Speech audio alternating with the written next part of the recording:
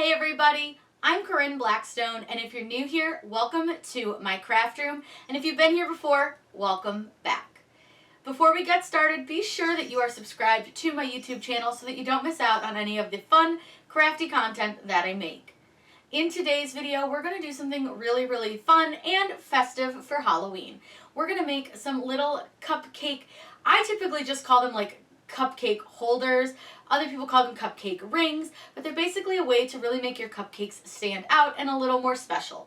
We're going to use 3 colors of cardstock, which we will have listed for you guys so you can pick them up, and a free file from DreamingTree, which is 3dsvg.com. You can find it over there for completely free. I'm going to show you guys how to access it, download it, and set it up in your Cricut design space. But you can cut this on any of your cutter machines, such as your Silhouette, your Graphtex. Once you get the Solo, you can use that as well. But we're going to go ahead and use our Cricut today. I made 6 of these, and it was really fun and really easy. So let's get started. Whatever we would do, we do it just for fun. If you haven't checked out DreamingTree at 3dsvg.com, be sure to check it out. They've got lots of great stuff. They have things that are free. They also have stuff that you can buy, but I love their free SVG files. So we're going to take a look at some Halloween ones. We're going to do some really fun stuff. So in their free SVG files, you'll see there's tons and tons of different things that you can make, but we're looking for a specific Halloween item, and I know that it's on page 3 because I cheated and looked and I already own it. But we are going to do this really cute Halloween cupcake topper. So if you are going to purchase this for free, just go ahead and click add to cart. It will add it to your cart. You can go to your cart and then check out. Once you've checked out and everything and have your account, I'll show you guys where to download it. If you go under my account, you'll see all the products that you have chosen, whether you paid for them or whether they were free products. And you can easily just download them right here by clicking download. Now I have already downloaded mine, so we're going to go over and put it into Cricut Design Space. In Cricut Design Space, simply click upload, upload image, and then click browse. We're going to find where we saved that to. So I know I saved that into my paper folder. I have everything pretty well organized. So I have a paper crafts folder, and all I need to do now is find my graveyard cupcake wrapper. So that's right here. Go ahead and click on that, and then you're going to find where it says SVG. Now you have 3 pieces here. So you have the tangerine, which can be any kind of orange that you want. Then you have like a graphite gray, and then what they call limeade. So these would be the colors that you want to use for your cupcake topper, but you can make them any color that you want. So I'm just going to start with tangerine, and you'll see here that it just uploads as an SVG. Very simple. You don't have to do anything. Just click upload. Now what you're going to need to do is do this a couple times. So I do find that if you're uploading several images, it's a lot easier if you just go to your folder and do a drag and drop. So what I'm going to do is go to my folder. I'm going to go into my desktop, go to my Cricut folder, then go to my paper product,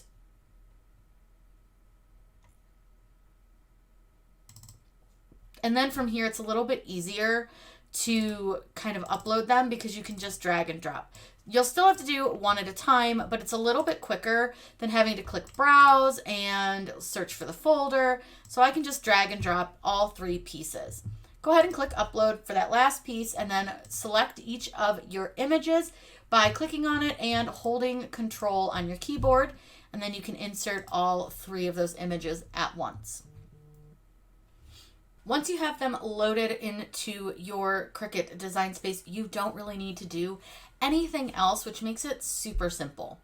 It's one thing that I really love about the DreamingTree files. They're pretty much ready for you just to cut them. There is one change that I am personally going to make, and it's right here under main tangerine where it says basic cut. I'm going to change that over to a score line because this is the piece that we need to just fold over so that we can glue it to itself.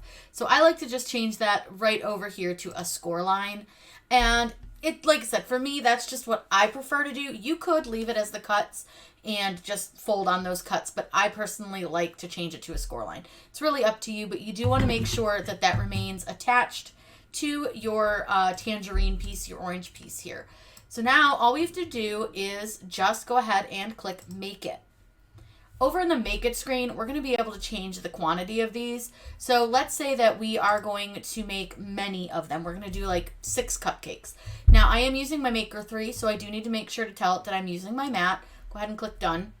And I'm going to go ahead and make 6 of these. Now I can see here that my score lines, for some reason, were not staying with my tangerine piece. So what I'm going to do is click Cancel, because now that I think about it, these are just grouped and actually not attached. So I need to make sure to attach them. If that happens, just go back, double check, and make sure it says attach. I didn't do that, but I like to leave those types of things here for you guys because nobody's perfect, and it shows you how to fix that problem. So now when I click Make It, those score lines will be on the orange sheet, so you'll see as soon as I tell it that I'm cutting on matte, that you'll see now we don't have that white sheet, and you can see the score lines here. So I'm going to make 6 of these. So all I'm going to do is up here in the project copies is just click 6 and then click Apply. Now, Cricut Design Space is really bad about saving material. I hate the way it does it. It doesn't understand that you can really move these closer. So you can physically do this by yourself by moving these closer together, and you'll be able to fit more on one piece of cardstock. So now you can see that I can actually fit a couple more. So go to your other gray ones right here in the upper left-hand corner, click on those 3 dots, click Move Object, and then select the first gray piece, and then you can pull this and you see you can fit 4 instead of 3, and then we'll be able to fit at least 1, if not both, over on the side. So I'm going to go ahead, click those again, click Move Object, select that page again. Now this one I'm going to need to turn so that it fits. So I'm just going to go ahead and turn it, and again I'm just going to put it pretty close because I think I might still be able to fit that one. So I'm going to try to fit this one in, right clicking on that, moving the object, selecting that page, and then I'm just going to kind of move it around and see if I can angle it in a way that it will fit. It might not, and that's okay if it doesn't. We'll make it work. We'll figure it out. It's no big deal if we have to use a little corner of the paper, but if it doesn't fit, it's fine. Just click Move Object and put it back on to that other page, and then just put it where you want it so you can move it so it's back in the center, and you can just kind of turn it and it's fine. So we'll do that for all of these just to move them all a little bit closer so we can save some paper.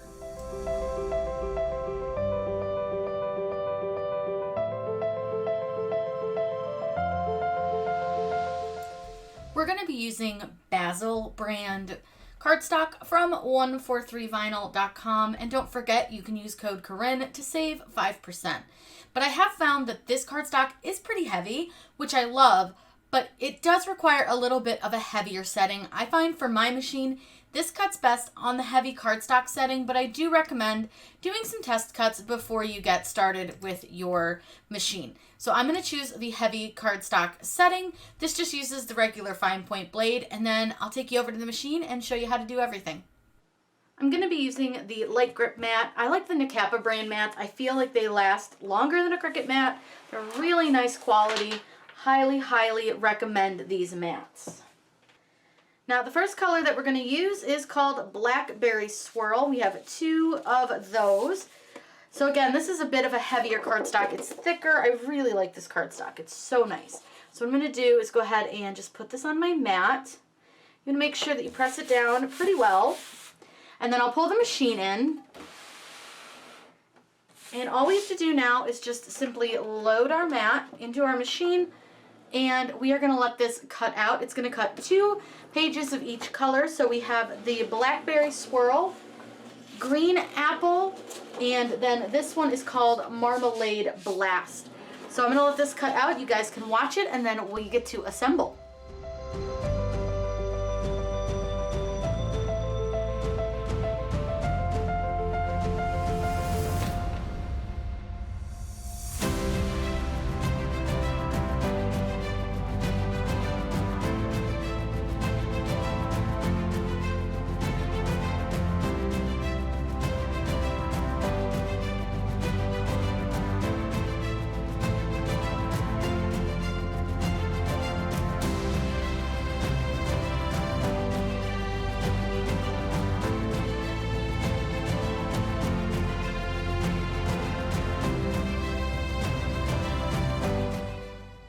cut out a set of 6 of these designs, but we're going to start by making the orange ring portion. And this does have that slight little notch in it, and we did put some small score lines to make it a little bit easier, but I will say I don't think that they scored very well on the thicker paper. So I just have a bone folder, and I'm not really straight, so that wasn't very good.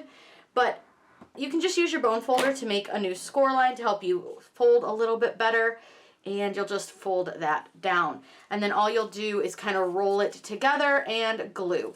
So I'm going to start using the Art Glitter Glue. This dries clear. It's a really nice adhesive, and it dries pretty quickly. Plus, we're just going to open the top. Now this does also have a precision tip that comes with it, but for this we really can just use the regular tip. So all I'm going to do is just put a little bit of glue and spread it down a little bit. That might be a little too much, but it'll be fine because it does dry clear. So all you're going to do is wrap this around it, line it up, and hold it down. And then this does dry relatively quickly, not like instant, but pretty fast. So it's real nice. It's real easy to use. And you can just see that I'm just holding it until it's dry enough to let go. Like I said, dries pretty quick. So what I would suggest doing is do all of your orange pieces first, allow those to dry, and then come back and we'll do the next set of pieces. The next piece that we're going to do is the black piece. Now this you do want to make sure you have facing the correct way because it does have lettering on it right there in the center, so you'll want to flip it the other direction. And then you'll see that it makes, you're going to want to make sure you folded these the right way too, because these only fit a certain way. And it'll line up with the tops of the orange edges. So what I like to do is I'm going to take my glue, and you don't need a lot of this glue, and it helps if you take the cap off. That's probably about the 4th time I've done that today, so let's just not talk about that. I'm telling you, nobody's perfect. So all I do is I just give it a little bit of glue, kind of all around. I don't go too crazy. I don't put like a ton on. I just use a smidge because this glue holds really well, but I do want to make sure like to go around all the edges and stuff. So like on these ones, you just kind of want to go around the edge and then like kind of at the middle and then around the edge on this. And then you definitely want to make sure that you get the bottom here. So like this bottom rim. So I just try to leave a spot where I can hold it down with my finger. I'm going to get that bottom rim. So then the way I like to do it is I will actually like lay this down on top of it because it lines up perfectly. But if you're uncomfortable with that, because some people don't like to do it that way, you're just going to need to find the way that works best for you. And I do tend to get glue on my hand when I do it this way, so I'm just going to warn you. This glue is really sticky though. It's real easy to use, so it's real nice. So you can see I just line it up with that one, and then you just want to keep the bottom as lined up as you can as you go around your design. And just sort of press it along as you go. Now it will move a little bit as you kind of press it along, and you're going to end up, like I said, I end up with glue on my hands every time I do this. It's just how it works. It's just my life. It's fine. I've accepted it. But again, I'm not like a master at cardstock projects. So this is sort of one of those things that I feel like even if you're not an absolute cardstock master, you can do these little cupcake rings. They're pretty easy to do. Again, there's a couple ways you can do them. You can lay them all flat and assemble, but I do find that they tend to crack off a little bit, and it's a little harder to get them to stay together if you do them that way. And here's the bonus to the glue drying clear is that I just got glue like all over my fingers and stuff, and it's totally fine. Not a big deal. But you can see here we've got all of our little graveyard pieces all around. So I'm going to let that guy dry. I'm going to put the rest of these on. I won't make you guys watch that because it's going to take a minute, and then we can do the grass, which is really, really fun. This green grass is super fun. Now it's time to put the grass on. Now the nice thing is the grass doesn't necessarily have to go a specific direction, so you don't have to worry about that. But you'll notice that if you just place the grass on right like this, it really kind of covers up a lot of the design. So what you can do, and you can do this with a pencil, pair of scissors, anything, or a bone folder like I have, is take a bone folder or your pencil and run it along these taller blades of grass and just kind of curl them out, just like you would kind of curl ribbon. And I'm only doing it to the taller ones. I'm not going to do it to these super short ones, but to these tall ones. And then like I just do a little curl on this short one. And then I'm just going to make sure that all these tall ones curl down a bit.